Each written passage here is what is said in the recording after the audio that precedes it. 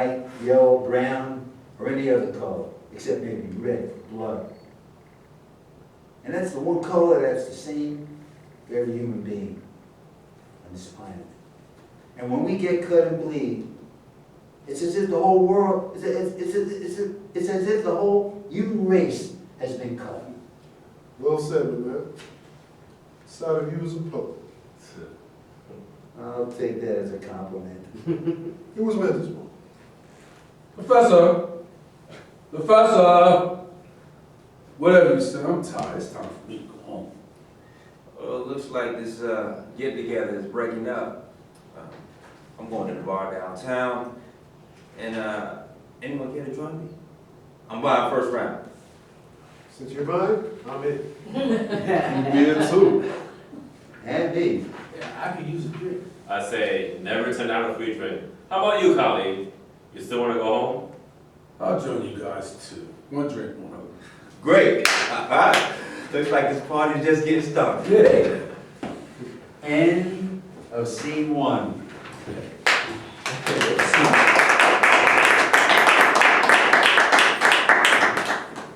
Scene two.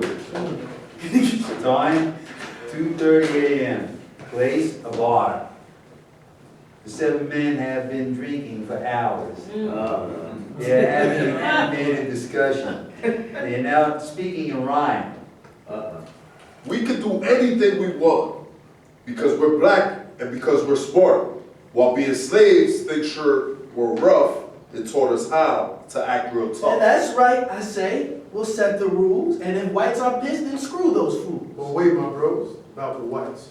Why should we have to cause them friends? To integrate is a fantasy, sheer lunacy and hypocrisy.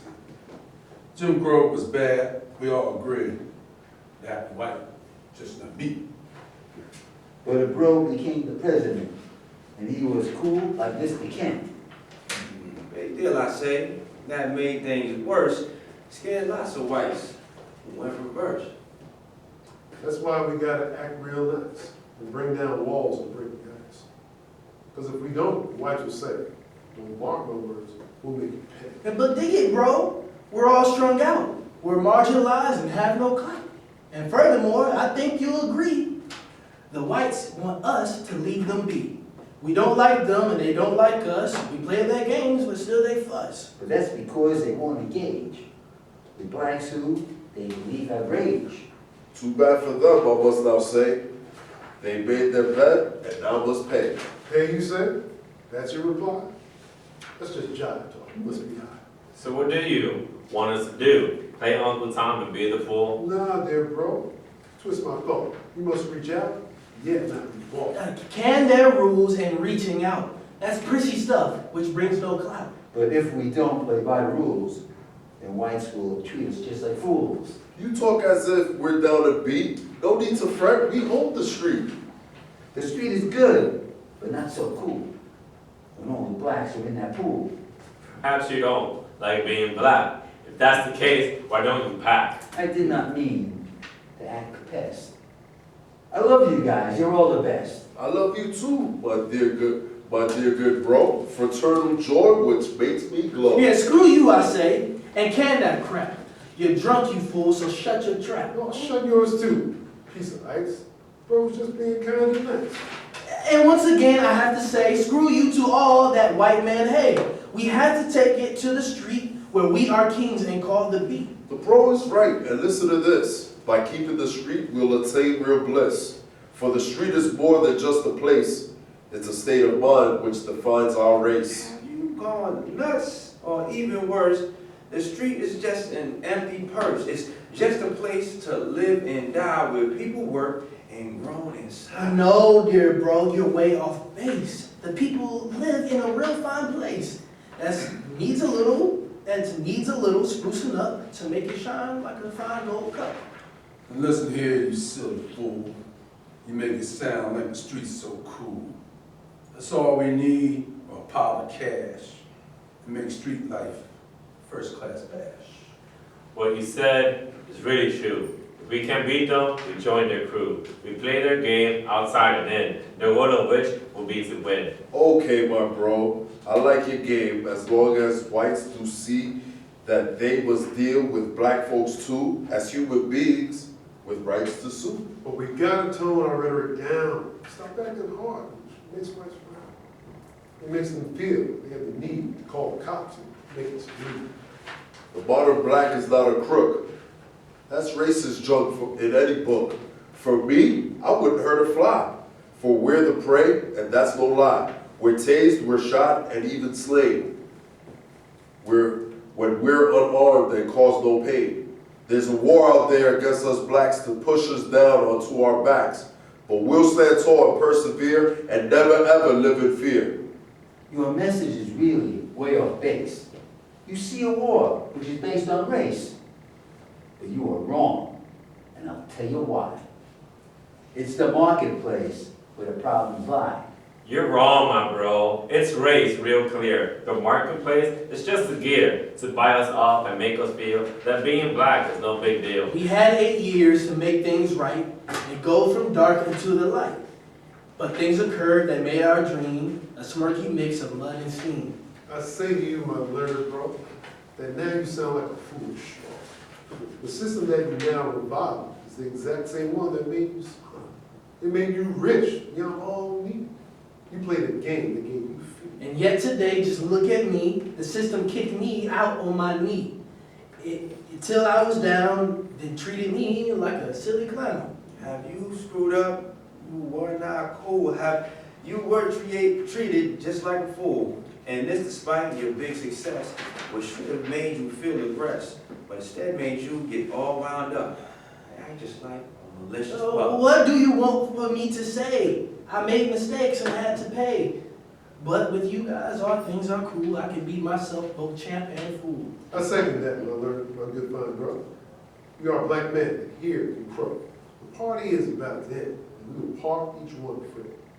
And to the throng who watched us talk and seemed to care, and did not balk, you all are urged to come again to our place, where men are men. And share with us a jug of gin, and shoot some dice and maybe win. That would be nice. You would agree. But come on by. Let's party. End of scene 2.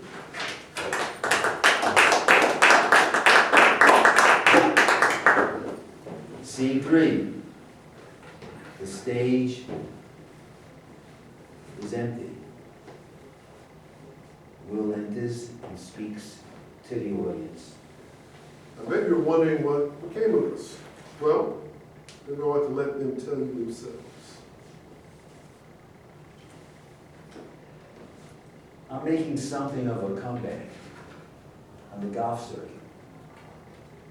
I almost won a major tournament. It feels good to be back. Also, I have a fine lady in my life. No, she's not my ex-wife. And yes, she's white. If that's a problem for you, then so be it. Right now, I think I'm back on the right track. If I'm careful and don't repeat certain mistakes, then things should work out for me just fine. Maybe I'll win another major.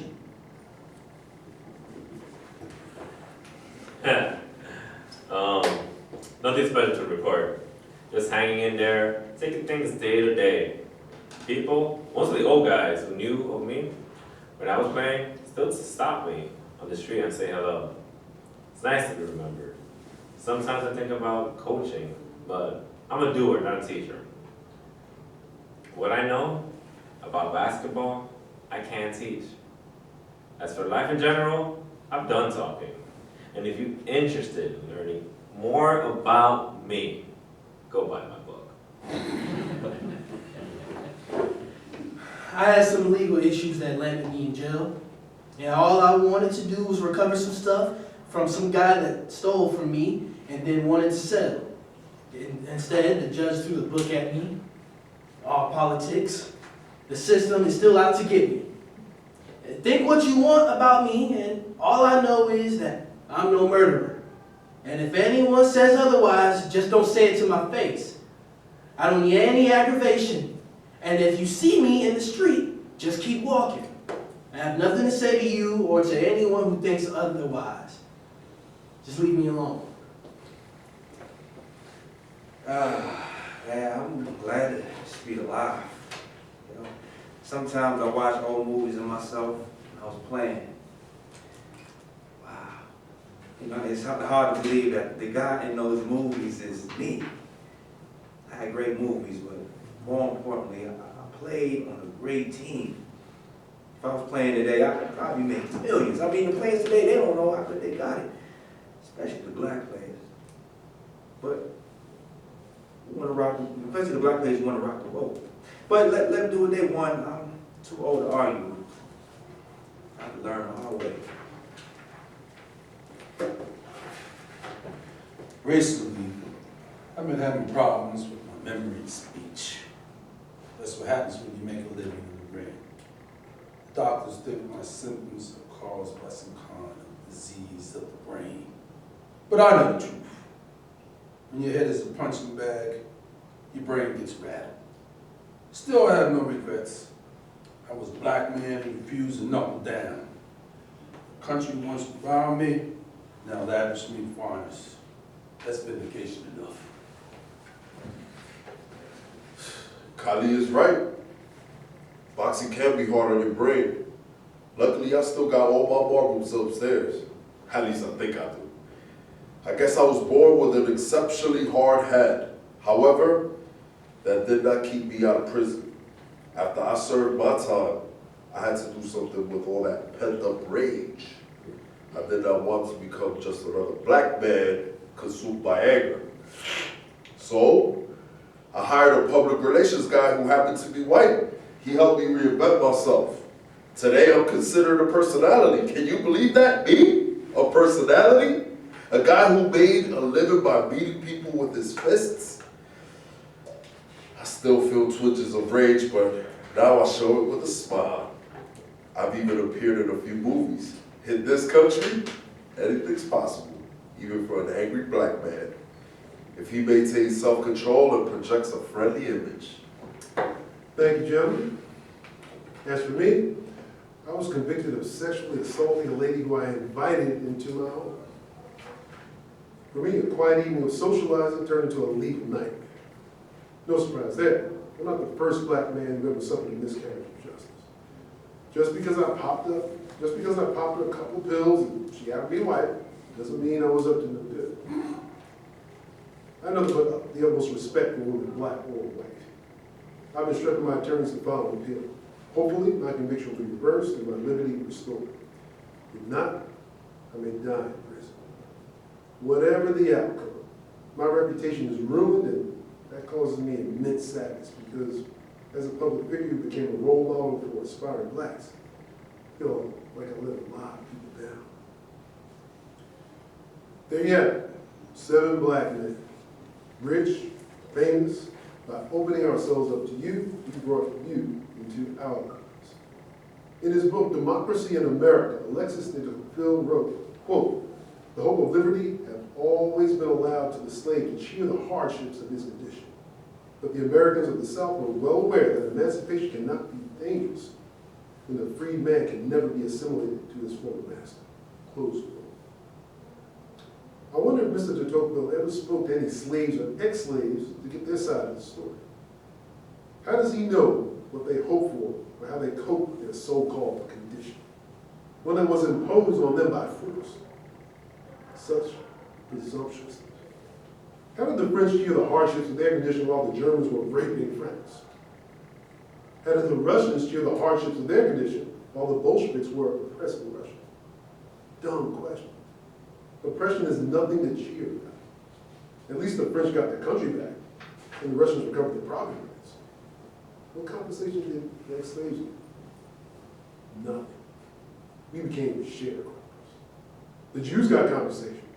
The Japanese got compensation. So the blacks should get compensation too. I know what you think. I'm just another conniving black man playing the race card, trying to get the handout. Well, you are wrong. As slaves, we were considered valuable property, so much so that our masters fought a war, even declared themselves an independent country to keep us enslaved. They knew a good thing when they had it, and they weren't about to give it up without fighting. Then, while the war was going on, we were so degraded. The mentality of the slave so deeply and firmly embedded in our minds. A sense of self-worth so corroded by centuries of negative conditioning that while our masters and overseers were getting their butts whooped by the North, we couldn't even free ourselves without help. We had to wait for Mr. Lincoln to do it for us. Then, our ex-masters left us destitute. We made them rich, and in return they reduced us to serfs and landless refugees. I say unfair. I know, white people had it rough too, who could not but feel compensation with the tens of thousands of families, including President Lincoln's family, and indeed even our ex-slave master's family, who lost a loved one during that awful conflagration. The slaves had it rougher because they were short. The divisive effects of slaves the divisive effects of our slave past still haunts us today. On September 5th, 2018, United States Senator Cory Booker stated, quote, "Children in this country still encounter a different experience of America based upon the color of their skin, not the content of their character," close quote. However, I digress. Please forgive me. Maybe Mr. de Tocqueville's comments reflected his own biases. Maybe deep down, he wanted the United States to fail. Now, my purpose is not to take issue with Mr. de Tocqueville or his book, or incite one race against the other, or make a case for reparations. That's for politicians to do, and I am not running for office. I have enough issues to deal with.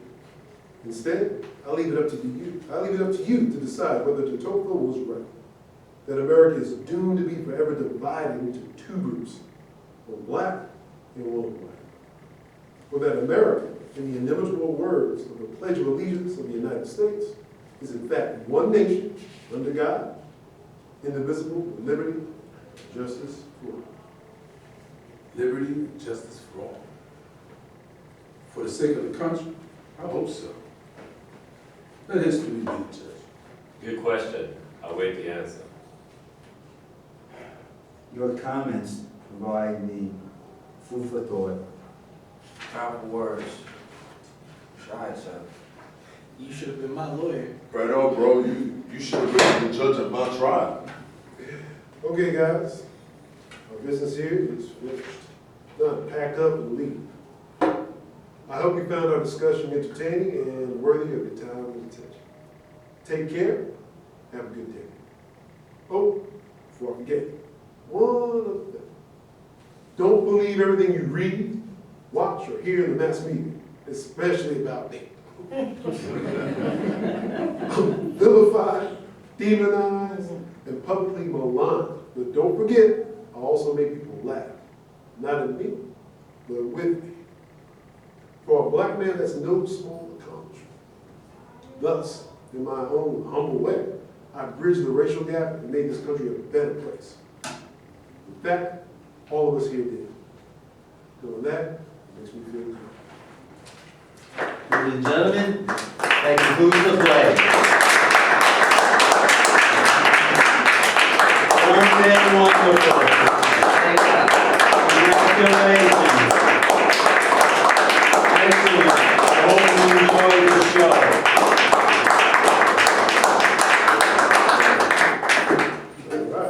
All right. Gentlemen, excellent, excellent. Gentlemen, Yes, sir.